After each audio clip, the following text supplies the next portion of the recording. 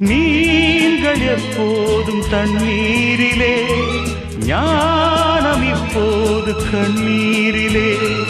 கால்கள் எப்போதும் கண் போக்கிலே, காதல் எப்போதும் பெண் போக்கிலே. மேகங்கள் இல்லா வானம் உண்டு, சோகங்கள் இல்லா வாழ்வு உண்டா? அலையில்லை என்னும் கடலொன்று உண்டா? யாரோடு யார் என்ற கேள்வி விதி வந்து விடை சொல்லுமா? கடலோடு நதி கூட காயும், என் கண்ணீர் காயாதம்மா.